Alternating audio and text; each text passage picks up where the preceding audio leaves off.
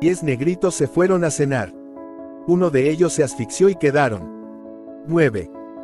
9 negritos trasnocharon mucho. Uno de ellos no se pudo despertar y quedaron 8. 8 negritos viajaron por el Devon. Uno de ellos se escapó y quedaron 7. 7 negritos cortaron leña con un hacha. Uno de ellos se cortó en dos y quedaron 6. 6 negritos jugaron con una avispa. A uno de ellos le picó y quedaron 5. 5 negritos estudiaron derecho. Uno de ellos se doctoró y quedaron 4. 4 negritos fueron a nadar. Uno de ellos se ahogó y quedaron 3. 3 negritos se pasearon por el zoológico. Un oso les atacó y quedaron 2. 2 negritos se sentaron a tomar el sol. Uno de ellos se quemó y quedó nada más que 1. Un negrito se encontraba solo. Y se ahorcó y no quedó ninguno. Capítulo 1. Confortablemente instalado en la esquina de un departamento de primera clase, el juez Wargrave, jubilado hacía poco, echaba bocanadas de humo de su cigarro, recorriendo además con mirada sagaz las noticias políticas del Times. De pronto puso el diario sobre el asiento y echó un vistazo por la ventanilla. En este momento el tren pasaba por el condado de Somerset. El juez consultó su reloj, todavía le quedaban 2 horas de viaje. Entonces recordó los artículos publicados en la prensa sobre el asunto de la Isla del Negro. Desde luego se había hablado de un millonario americano, loco por las cosas del mar, que había ocupado esta pequeña isla y había construido en la misma una lujosa residencia moderna. Desgraciadamente, la tercera esposa de este rico yanqui no tenía gustos marinos y por ello la isla, con su espléndida mansión, fueron puestas en venta. Una formidable publicidad se hizo patente en los periódicos, y un buen día se supo que la isla había adquirido un tal Mr. Owen. Las habladurías más fantásticas no tardaron en circular por la prensa londinense. La Isla del Negro, decíase, había sido adquirida realmente por Miss Gabrielle Thorne. La famosa estrella de Hollywood deseaba descansar algunos meses, lejos de los reporteros indiscretos. La abeja laboriosa insinuaba delicadamente que aquella era una morada digna de una reina. Merryweather deslizó que la isla había sido comprada por una pareja deseosa de pasar allí su luna de miel. Hasta se rumoreaba el nombre del joven Lord L, alcanzado por las flechas de Cupido. Jonas afirmaba que la Isla del Negro había caído en manos del almirantazgo británico que quería dedicarla a muy secretas experiencias. En breve, la Isla del Negro fue, en aquella temporada, un maná para los periodistas faltos de información. El juez sacó de su bolsillo una carta cuya escritura era, por así decirlo, ilegible, pero, aun desperdigadas las palabras, se destacaban unas más que otras con cierta claridad. Mi querido Lawrence, después de tantos años de haberme dejado sin noticias, venid a la Isla del Negro, un sitio verdaderamente encantador. Tantas cosas tenemos para contarnos, del tiempo pasado, en comunión con la naturaleza. Tostarse al sol, a las 12:40 salida de Paddington, Y la carta terminaba así. Siempre vuestra. Constance Culmington. Adornando su firma con una gran rúbrica. El juez Wargrave intentó recordar la fecha exacta de su último encuentro con Lady Constance Culmington. Debía de remontarse a 7 u 8 años atrás. La joven se volvió a Italia para tostarse al sol, comulgar con la naturaleza y los contadini. 1. Más tarde se dijo que había proseguido su viaje hasta Siria, donde quizás se prometió tostarse bajo un sol más ardiente todavía y comunicarse con la naturaleza y los beduinos. Constance Culmington, pensaba el magistrado, era una mujer capaz de comprarse una isla y rodearse de misterio. Aprobando con una inclinación de cabeza la lógica de su argumentación, el juez Wargrave se dejó mecer por el movimiento del tren. Y se adormeció. Vera Claythorne, sentada en un vagón de tercera clase en compañía de otros viajeros, cerraba los ojos, recostada hacia atrás su cabeza. Qué calor más sofocante hacía dentro de aquel tren, que bien se estaría a orillas del mar. Esta situación constituía para la joven una verdadera suerte. Conmuévete. Cuando solicitáis un empleo para los meses de vacaciones, se os encarga la vigilancia de una chiquillería. Las plazas de secretaria, en esta época, se presentan muy de tarde en tarde. La oficina de colocaciones no le dio sino una ligera esperanza. Al fin la esperada carta había llegado. La agencia para colocaciones profesionales me propone su nombre y me la recomienda calurosamente. Creo entender que la directora la conoce personalmente. Estoy dispuesta a concederle los honorarios propuestos por usted y cuento con que podrá entrar en funciones el día 8 de agosto. Tome el tren de las 12:40 en Paddington y se la irá a recibir a la estación de Oakbridge. Adjunto un billete de 5 libras para sus gastos de viaje. Sinceramente suya, una Nancy Owen. En la cabecera de esta carta consignábase la dirección. Isla del Negro, Sticklehaven, Devon. La Isla del Negro. Y tanto como se habían ocupado de ella los periódicos. Toda suerte de insinuaciones y de rumores extraños circulaban motivados por este pedazo de tierra rodeada de agua. Sin duda no habría nada de verdad en ellos. De todas maneras, la casa, construida bajo los cuidados de un millonario americano sería, al parecer, el último grito del lujo y del confort. Miss Vera Claythorne, fatigada por su último trimestre de clases, pensaba: la situación del profesor de cultura física en una escuela de tercer orden no es muy brillante, si por lo menos pudiese hallar un empleo en un establecimiento mejor. Luego, con el corazón oprimido, pensó: yo debo aún considerarme dichosa. La gente, por lo regular, no quiere tener en sus casas a una persona que ha sido procesada, aunque luego quedase absuelta. Hasta el fiscal la había cumplimentado por su presencia de ánimo y su serenidad. En suma, el juicio le fue favorable del todo. La señora Hamilton habíale testimoniado su gran bondad, solamente Hugo, pero ella no quería pensar en Hugo. De súbito, a pesar del calor sofocante del departamento, se estremeció y deseó encontrarse a orillas del mar. Un cuadro se dibujaba con toda claridad en su espíritu. Veía la cabeza de Cyril subir y bajar de la superficie del agua y dirigirse hacia las rocas. La cabeza subía y bajaba, aparecía y sumergíase, y ella misma, Vera, nadadora experta, se reprochaba por ello, al hendir fácilmente las olas, aunque persuadida de que llegaría demasiado tarde. El mar, sus aguas profundas, calientes y azuladas, las mañanas pasadas tendidos sobre la arena. Hugo, que le había vendido su amor. Era preciso no pensar más en Hugo. Abriendo los ojos, miró desabridamente al viajero sentado frente a ella, un hombrón de cara bronceada, ojos claros y boca arrogante, casi cruel. Yo apostaría a que este hombre ha recorrido el mundo y visto cosas sumamente interesantes. Philip Lombard, juzgando con una sola ojeada a la joven que sentábase frente a él, pensó: encantadora, quizá con demasiado aspecto de institutriz. Una mujer con la cabeza erguida, se dijo, es una mujer capaz de defenderse, en amor como en la guerra. Procuraría conducirse bien. Puso el ceño adusto. No, inútil pensar en cuchufletas. Los negocios ante todo. Le era preciso concentrar todas sus energías en su trabajo. ¿De qué se preocupaba, en resumen? Aquel pequeño judío se había mostrado excesivamente misterioso. Hay que tomarlo o dejarlo, capitán Lombard. 100 guineas, le había dicho entonces con gesto indiferente, como si 100 guineas no significasen nada para él. 100 guineas, ahora que no contaba con recursos. Adivinó sin embargo que el pequeño judío no era cándido. El fastidio con los judíos es precisamente nuestra impotencia para engañarles en materia de dinero, parecen leer nuestros pensamientos. Le había pedido bien claramente: ¿no puede usted proporcionarme unos más amplios informes? Mr. Isaac Morris había sacudido con energía su pequeña cabeza calva. No, capitán Lombard, las cosas están así.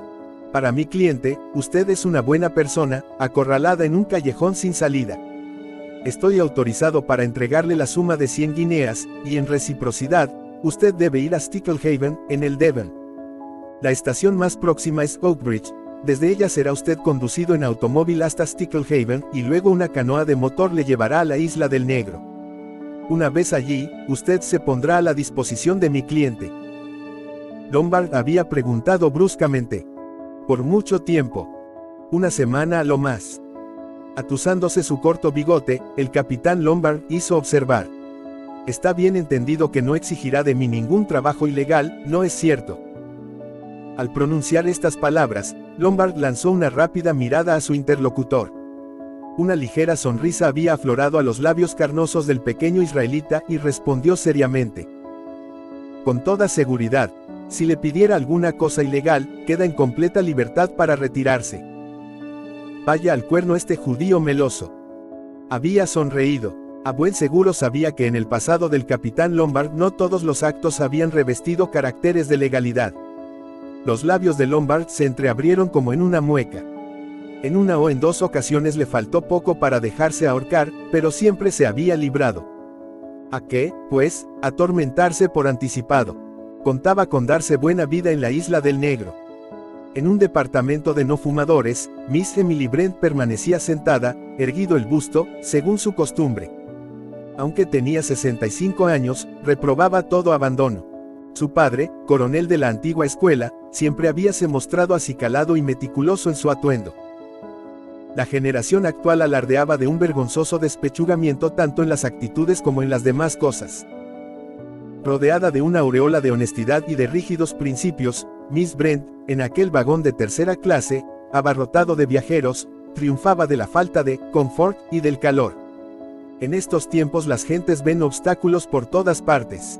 Se prefiere una inyección antes de dejarse arrancar una muela, se toma un soporífero si el sueño no llega, se arrellanan en las butacas entre los cojines, y las muchachas medio desnudas, se exhiben en las playas durante el verano.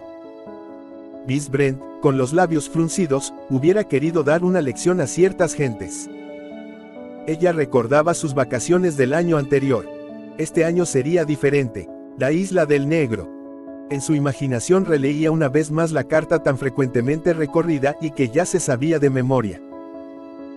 Querida Miss Brent, quiero creer que se acordará de mí. Hace algunos años pasamos juntas el mes de agosto en una pensión familiar en Belhaven, y nos descubrimos tantos gustos comunes.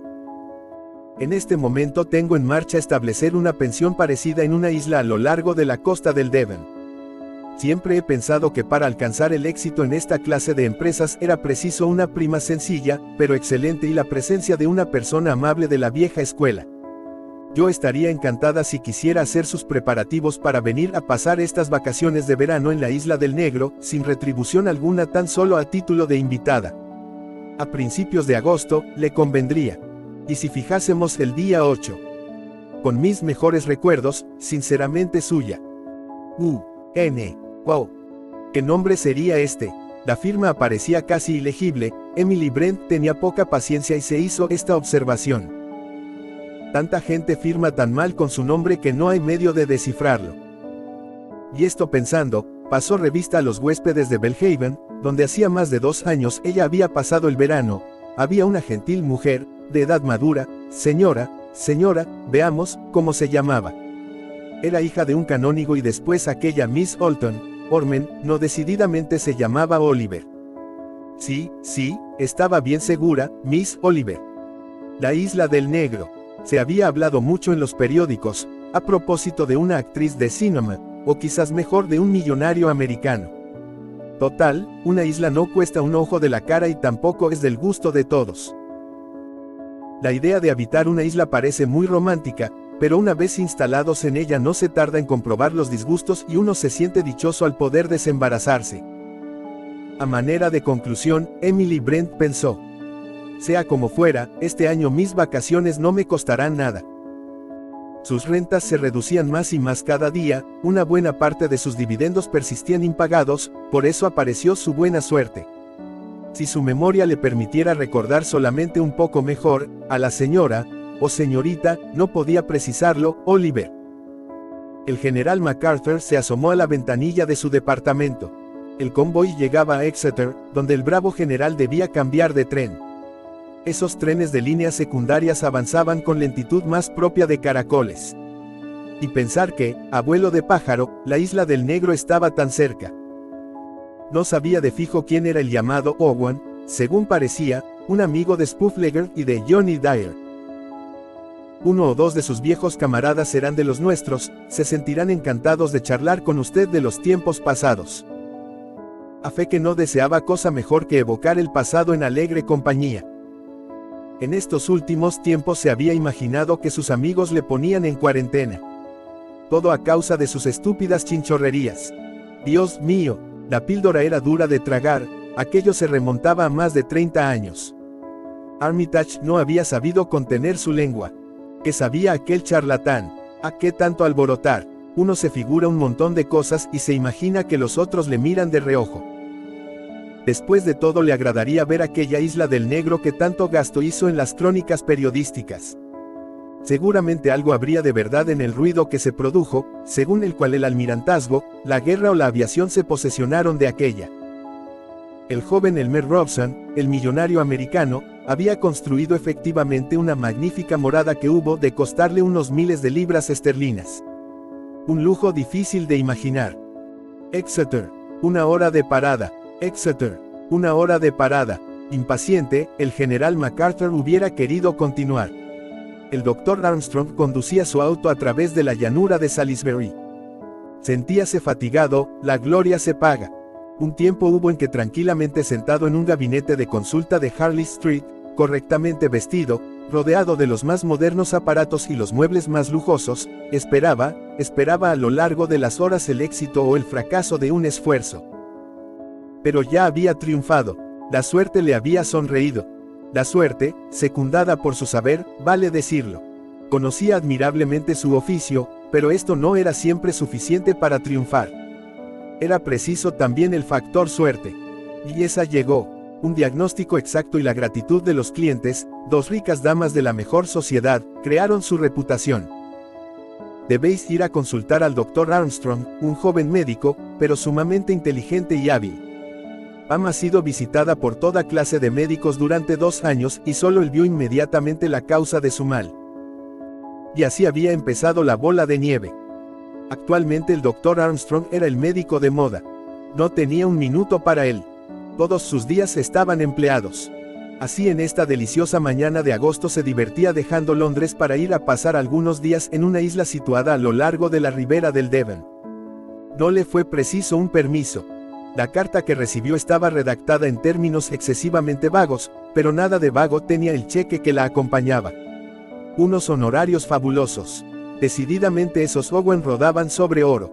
El marido, al parecer, se atormentaba a causa de la salud de su esposa y quería saber a qué atenerse respecto a la naturaleza de la enfermedad sin que la señora Owen concibiese ninguna alarma. Ella rehusaba ser visitada por un médico, sus nervios. Los nervios. El médico levantó las cejas. Las mujeres y sus nervios. Al fin y al cabo, desde el punto de vista comercial él cometería una tontería si las compadeciese. La mitad de las mujeres que iban a consultarle no sufrían otra enfermedad que el aburrimiento, pero iba a decírselo. Se puede siempre achacar a cualquier otra cosa. Un estado ligeramente anormal, debido a, aquí una larga palabra científica, nada de importancia, pero es preciso remediarlo. Un tratamiento de los más sencillos.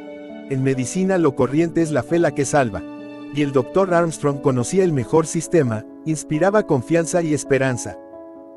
Tras un toque estridente de claxon, un enorme, Super Sports Daimler, le pasó a una velocidad de 130 por hora. Le faltó poco al Dr. Armstrong para no ser lanzado a la cuneta, uno de esos jóvenes imbéciles que devoran el camino. El médico no podía sufrirlos, cretinos, idiotas. Tony Marston, pasando como una tromba por el pueblecito de Mere, pensaba, es espantoso el número de bañistas que se arrastran por los caminos y os impiden desfilar. Es el colmo que circulen por el centro de la calzada. Así se hace imposible conducir un auto en Inglaterra. Habladme de Francia, donde realmente se puede correr a gran velocidad. Sería preciso detenerse allí para tomar un refresco o proseguiría su camino. Tenía aún mucho tiempo y solo le faltaba por recorrer un centenar de kilómetros.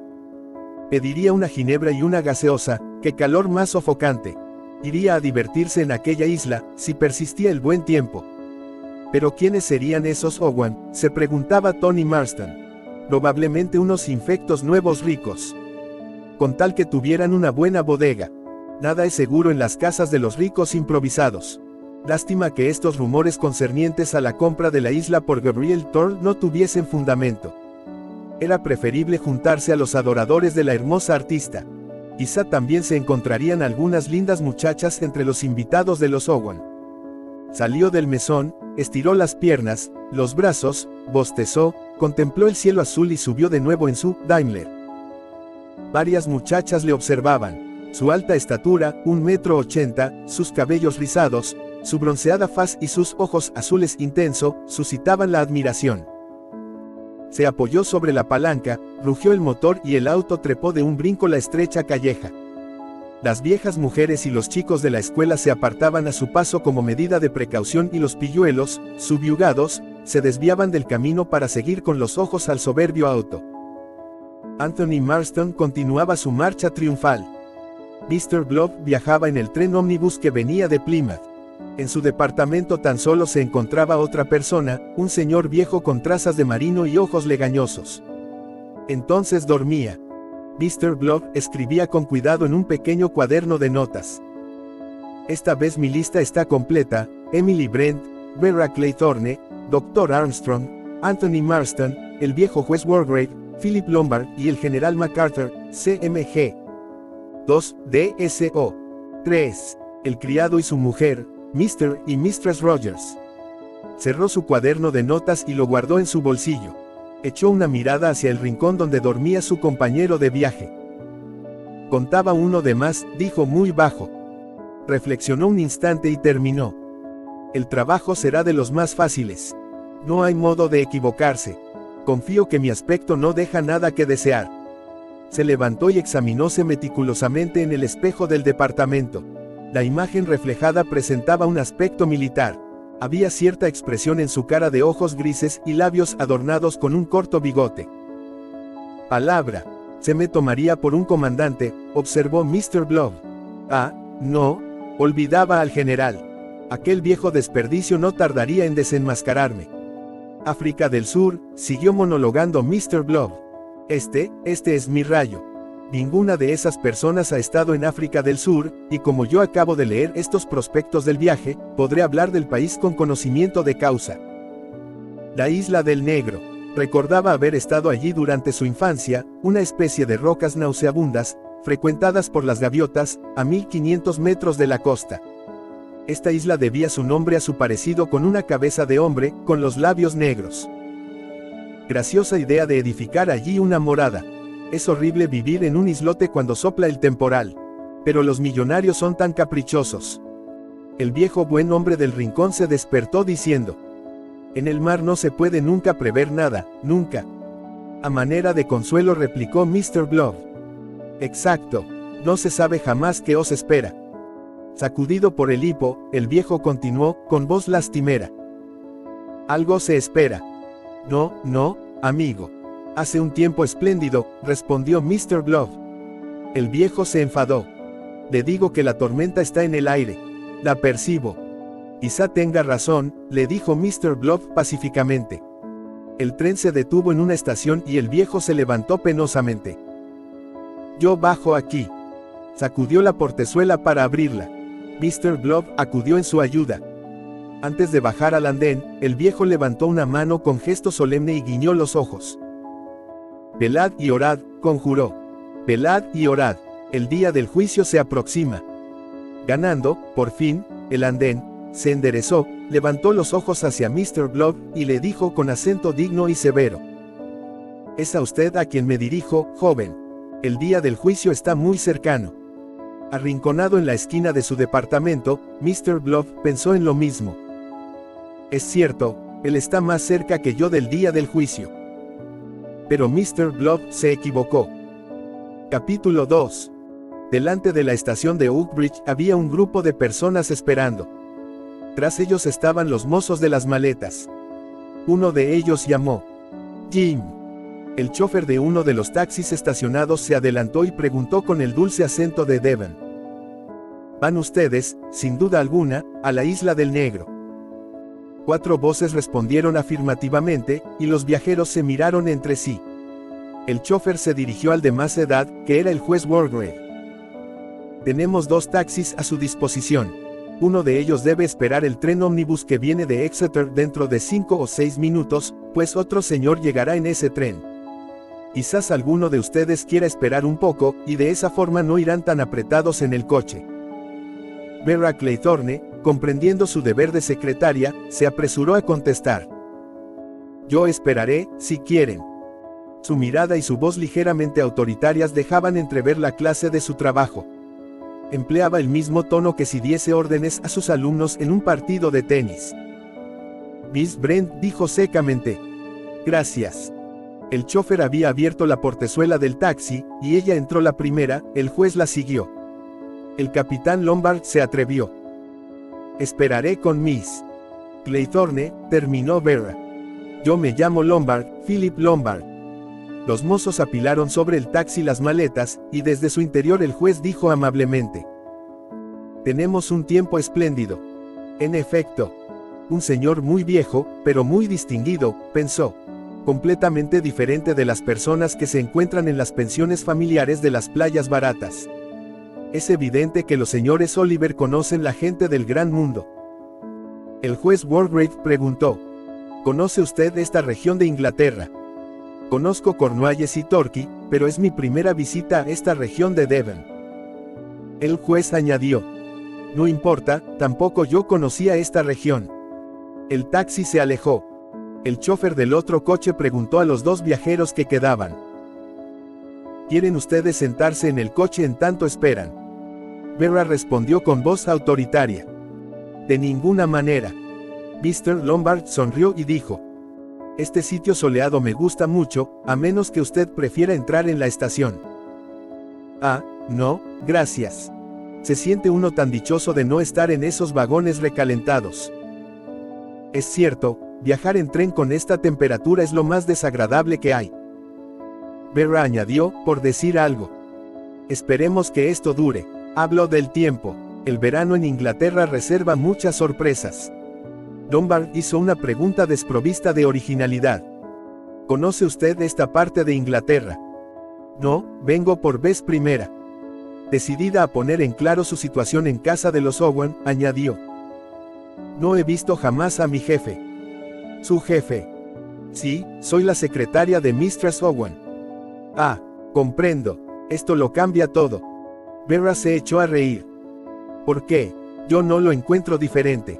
La secretaria particular de Mistress Owen se puso enferma y pidió a una agencia, telegráficamente, una sustituta, y me han enviado a mí. Y si el puesto no le conviene, una vez instalada en la casa. De nuevo Vera se echó a reír. Oh, esto solo es provisional. Un empleo para las vacaciones. Yo tengo una situación estable en una escuela de niñas. El hecho es que yo ardo en deseos de ver esta isla del Negro, tan célebre desde que los periódicos han hablado de ella. Es a tal punto fascinadora. En verdad, no puedo decirle nada, no la conozco, respondió Lombard. Ah, sí, los Owen han debido entusiasmarse. ¿Cómo son? Dígame algo de ellos. Lombard reflexionó un instante. La situación se ponía difícil. Debía, sí o no, dar a entender que él no los conocía. Se decidió a cambiar de conversación. Oh, tiene una avispa en un brazo, no se mueva, por favor. Para convencerla hizo el gesto de lanzarse a cazar a la avispa. Ya se fue. Gracias, muchas gracias. Las avispas abundan este verano. Es, sin duda, el calor. ¿Sabe usted a quién esperamos? No tengo la menor idea. Se oyó el ruido de un tren que se acercaba. Lombard dijo. He aquí el tren que llega. Un hombre alto, de aspecto militar, apareció a la salida del andén. Sus cabellos grises estaban cortados casi al rape y su bigotito blanco muy bien cuidado. El mozo, ligeramente vacilante bajo el peso de una sólida maleta de cuero, le indicó a Vera y a Lombard. Vera se adelantó. Soy la secretaria de Mistress Owen, tomaremos este coche. Le presento a Mr. Lombard.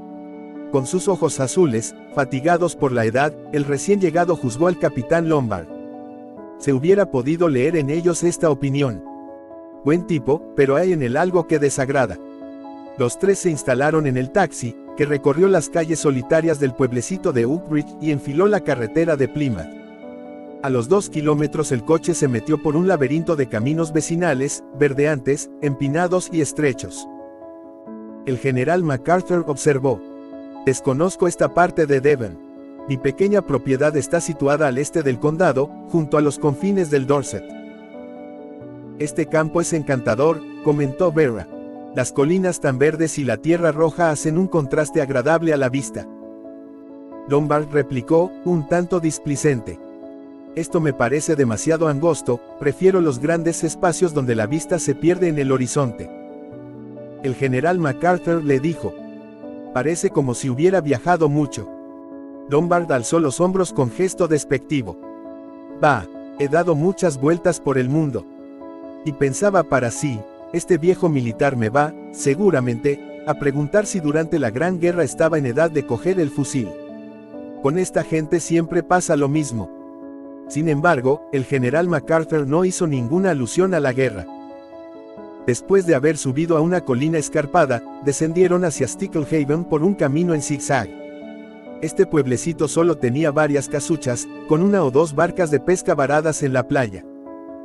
Por primera vez contemplaron la isla del Negro, que surgía del mar, hacia el sur, iluminada por el sol poniente. Pero si estamos todavía muy lejos de ella, exclamó sorprendida Berra. Se la había imaginado muy diferente, cerca de la ribera, coronada con una casa blanca, pero no se veía vivienda alguna. Solo se percibía una enorme silueta rocosa que vagamente parecía ser una cara de negro. Su aspecto le pareció siniestro, y se estremeció. Delante de la posada de las 7 estrellas, 3 personas estaban sentadas. El viejo juez con su espalda encorvada, Miss Brent, derecha como un huso, y un hombre, un mocetón que, sin ceremonias, adelantándose, se presentó a sí mismo.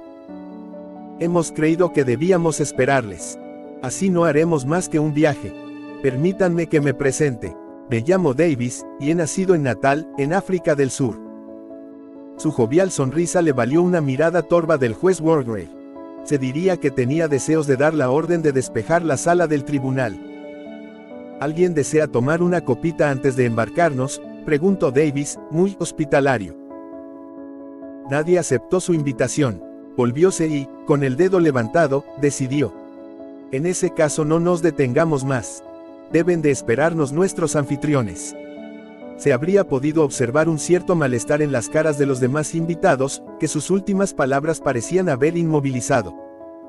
En respuesta al signo de Davis, un hombre se destacó de la pared más próxima, contra la cual se apoyaba, y se acercó a ellos. Su paso balanceante indicaba en el al marino. Tenía la cara arrugada, los ojos sombríos y una expresión soñadora. Se expresó con el suave acento de Devon.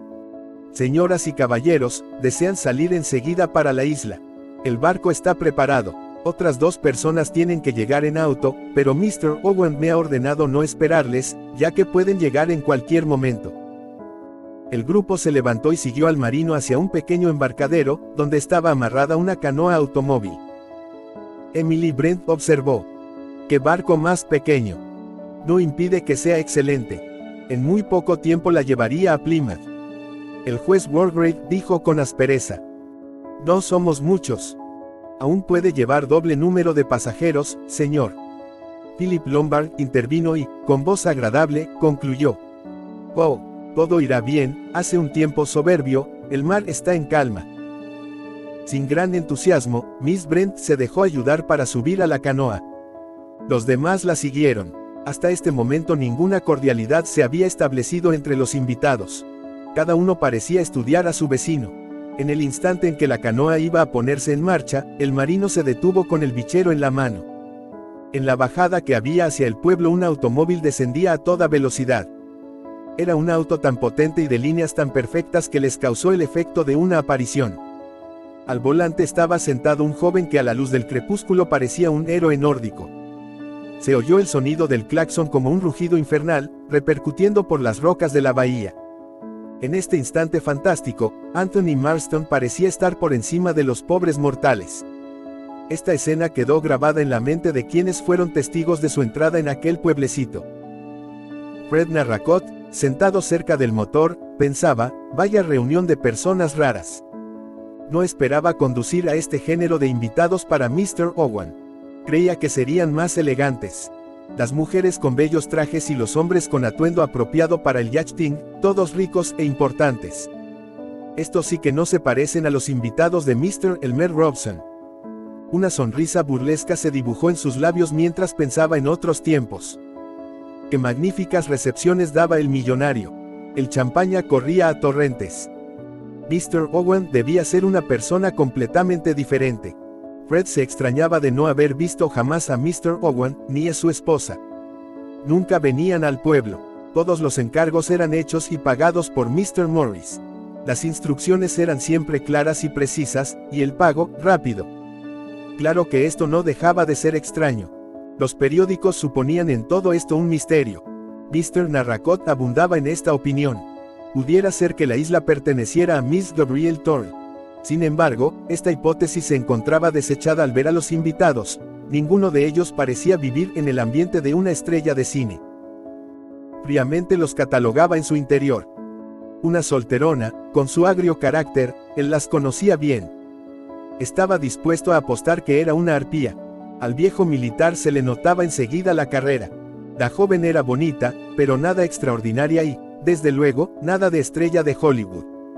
Un grueso señor, que no tenía modales, un tendero retirado de sus negocios. Y el otro, delgado, casi famélico, un tipo muy raro, probablemente trabajaría en el cine. En resumen, no veía en todo el grupo más que uno que le gustase, el último que llegó, el del coche. Jamás se vio cosa igual en Sticklehaven. Un coche tan estupendo debía costar mucho dinero. Parecía un niño rico, si los demás se le asemejaran solo un poco. Reflexionando, todo esto le parecía extraño, muy extraño. La canoa dio la vuelta a la isla, y se vio la casa. El lado sur de la isla era diferente del resto, descendía en suave pendiente hacia el mar. La vivienda era baja y cuadrada, de estilo moderno. Estaba orientada hacia el mediodía y recibía la luz a torrentes. Una vivienda espléndida que respondía a todo cuanto se puede soñar. Philip Lombard observó secamente. Debe de ser muy difícil llegar hasta aquí con mal tiempo. Cuando sopla el sudeste es imposible acercarse. A menudo las comunicaciones con la isla están cortadas durante una semana o más aún. Vera Claythorne pensó. El aprovisionamiento debe de ser difícil. He aquí el inconveniente de una isla, cualquier disgusto con los criados se convierte en verdadero problema. Un lado de la canoa chocó suavemente con las rocas. Fred saltó a tierra, él y Lombard ayudaron a los demás a desembarcar. Narracott amarró la canoa a una argolla empotrada en la piedra y después dirigió al grupo hacia una escalera tallada en las rocas. El general MacArthur exclamó: «Esto es espléndido». Sin embargo, en su fuero interno, no se encontraba a gusto. Estrafalario lugar para vivir, pensó. Al final de los peldaños se encontraron sobre una terraza. Ante la puerta abierta estaba un mayordomo de bondadoso semblante, esperándoles, y su cara pacífica aunque seria, les tranquilizó. En cuanto a la residencia de los Owen era admirable y el panorama que se vislumbraba desde la terraza superaba cuanto se hubiese visto o imaginado. El criado se adelantó y haciendo una reverencia les invitó. «Señoras y caballeros, tienen ustedes la amabilidad de entrar». En el inmenso vestíbulo había refrescos preparados para los invitados. A la vista de las hileras de botellas Anthony Marston recobró su buen humor. Esta mezcolanza de gente no era de su gusto. Pero qué idea tan tonta tuvo ese idiota de Badger de hacerle venir a esta isla. Sin embargo, las bebidas eran buenas y no faltaba el hielo. Mr. Owen, a causa de un fastidioso retraso, no podía venir hasta mañana. El mayordomo se ponía por entero a disposición de los invitados. Deseaban subir a sus habitaciones. La cena estaría servida a las 8. Vera siguió a la señora Rogers hacia el otro piso. La criada abrió una puerta al final del pasillo y la joven entró en un dormitorio espléndido con un gran ventanal que daba al mar y otro hacia el interior. No pudo por menos Vera Claythorne que lanzar una exclamación de asombro. «Espero que no le falte nada, Miss», le decía la señora Rogers. Vera miró a su alrededor. Sus maletas deshechas y hay puesto todo en su sitio. En una esquina de la habitación había una puerta que Vera supuso sería el cuarto de baño. «Si desea algo más, Miss, no tiene más que tocar el timbre». «No tengo necesidad de nada, gracias». Vera examinó a la mujer. Estaba tan pálida que parecía un fantasma. De tipo muy correcto, con los cabellos echados hacia atrás, y su traje negro, pero sus ojos no dejaban de mirar en todas direcciones. «Parece que tenga miedo de su sombra», se dijo Vera. Y era cierto, la señora Rogers parecía presa de un pavor mortal. La joven sintió un ligero estremecimiento. ¿De qué podía tener miedo esta mujer?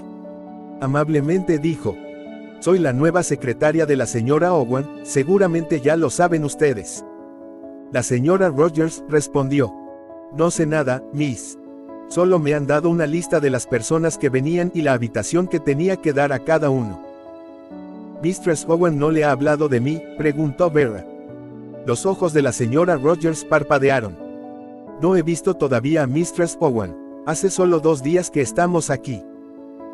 Qué gente más fantástica estos Owen, pensó Vera y añadió en voz alta: el personal doméstico es numeroso. No somos más que mi marido y yo. Vera frunció las cejas. 8 invitados. 10 personas en la casa en total, comprendidos Mr. y Mistress Owen, y solo un matrimonio para servir a toda esta gente. La señora Rogers añadió: soy una buena cocinera y Rogers se basta para hacer el trabajo de la casa. Naturalmente no esperábamos tantos invitados. ¿Cómo se las arreglará usted para salir adelante? Tranquilícese, Miss, ya me arreglaré. Si más tarde Mr. Owen organiza otras recepciones, sin duda tomará más personal para ayudarnos. Así lo espero, contestó Vera. La señora Rogers se alejó, sin ruido, como si fuera una sombra. Vera se dirigió hacia la ventana y se sentó en una banqueta. Estaba inquieta. Todo le parecía muy raro en esta casa. La ausencia de los dueños, la espectral criada y los invitados. Estos sí que eran muy raros y extraños. Vera pensó: en verdad me hubiese gustado ver a Mistress Owen y poder formar mi opinión. Se levantó y se paseó por la habitación, vivamente agitada. Un dormitorio con decorado ultramoderno, las paredes pintadas de un color claro, y el espejo estaba contorneado de luces.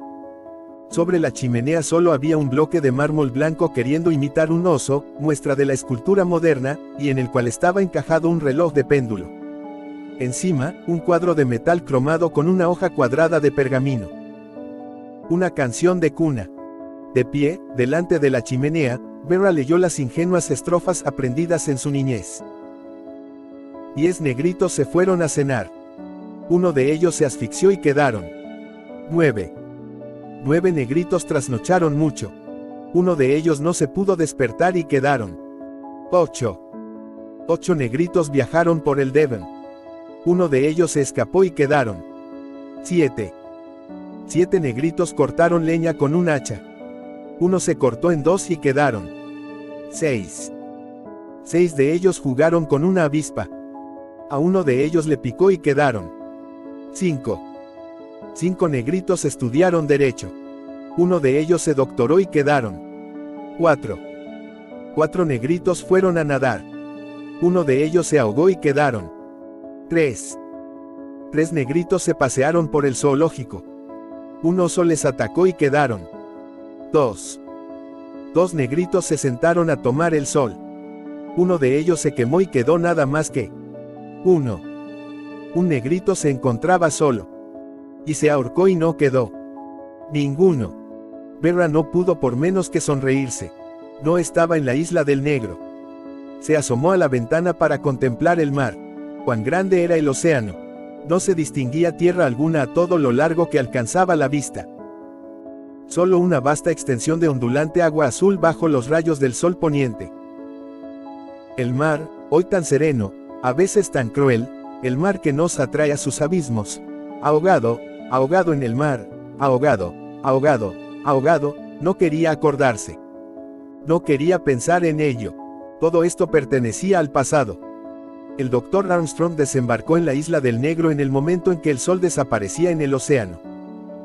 Había charlado durante el viaje con el hotelero, un hombre de la localidad, a fin de documentarse un poco acerca de los propietarios de la isla, pero Narracot no estaba bien informado o quizás estuviera poco dispuesto a charlar.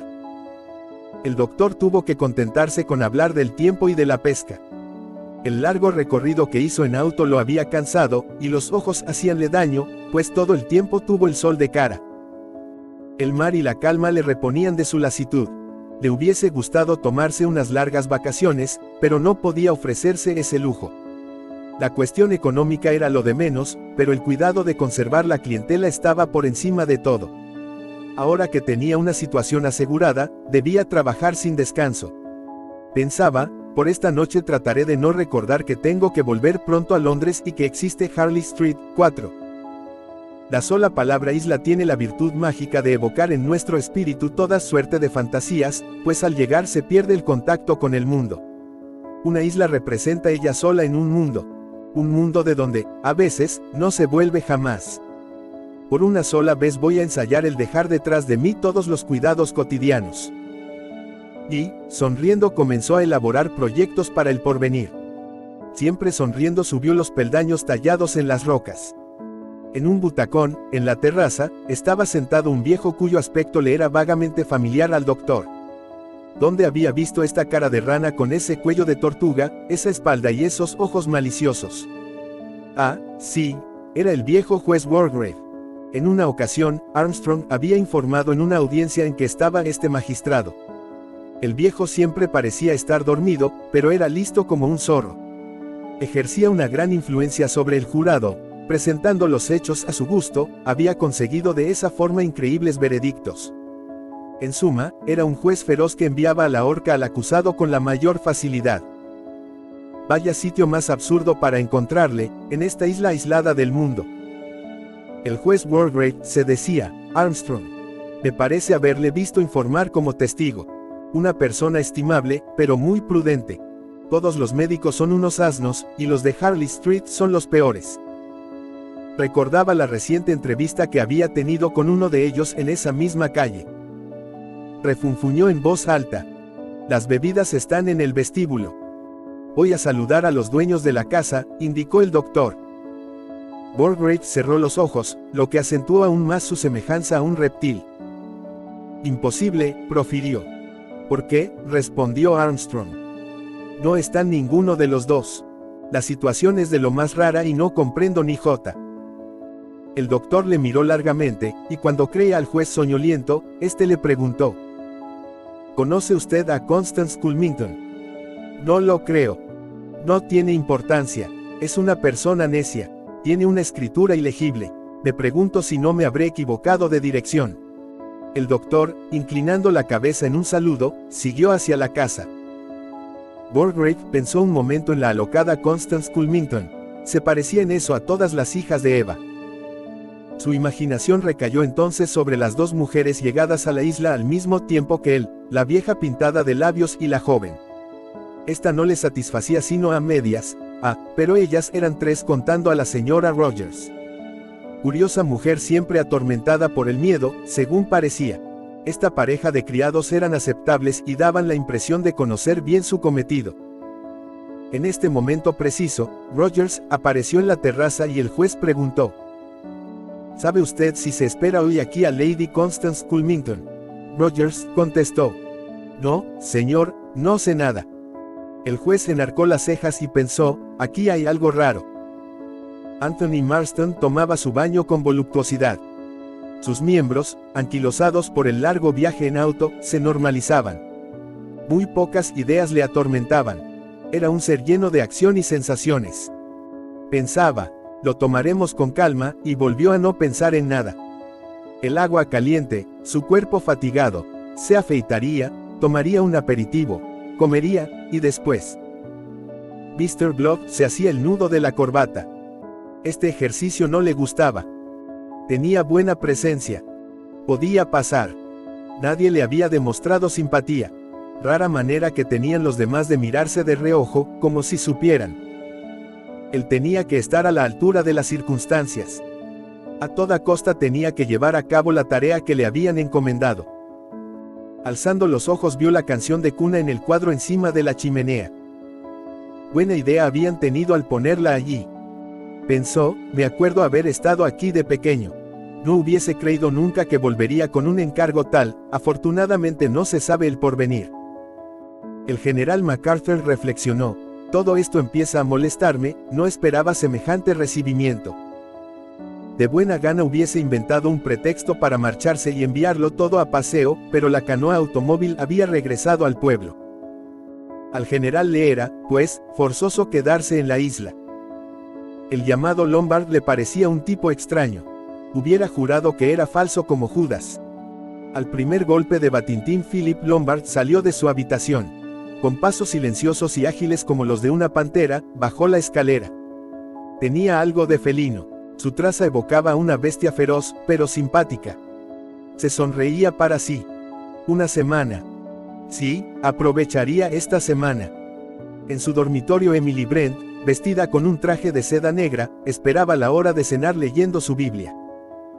Repetía a media voz las palabras del texto. Los paganos están precipitados al abismo que ellos mismos habrán cavado. En el cepo que han ocultado se cogerán el pie. El Señor se dará a conocer el día del juicio final. El pecador en sus propias redes caerá y será arrojado al infierno. Se mordió los labios y cerró la Biblia. Se levantó, prendió en su corpiño un broche de cuarzo y bajó a cenar. Capítulo 3.